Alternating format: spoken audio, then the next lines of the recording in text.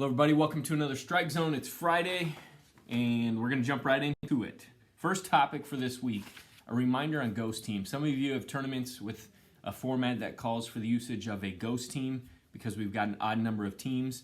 Just a simple reminder, if you're a tournament host or if you're a school involved in hosting, make sure that when you are calculating the average score to determine if the opponent against that ghost team is actually going to defeat the ghost team, make sure when you're accumulating that average score, you are averaging out the total team scores for that round, not the individual single bowlers.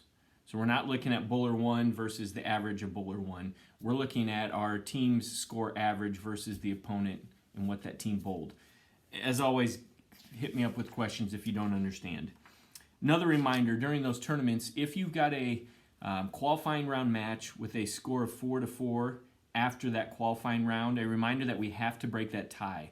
All of the tie-breaking scenarios and methods to break those ties are outlined in the manual, pages 12 and 13.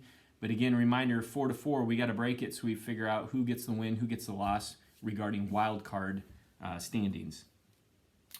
Many of you had snow throughout this last couple of days.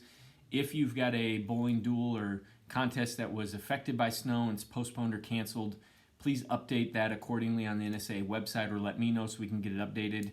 Right now we've got a bunch of missing results because of that. And then finally, I wanted to touch base on the district format. A lot of you are new schools to bowling. We grew a lot this year.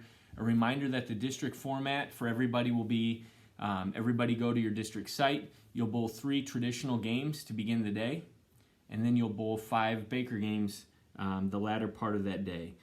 To determine who is the district team champion, we will use the cumulative score or cumulative pinfall total, and that will determine which team will qualify for state.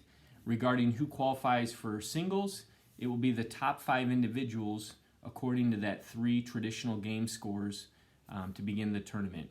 And we'll take those top 5 singles qualifiers, and we'll have to break ties at the district level in order to get 5 qualifiers to state for each district.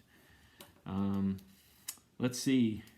I think that's it. If you got any questions or concerns, feel free to reach out to me. Otherwise, have a great weekend. See ya.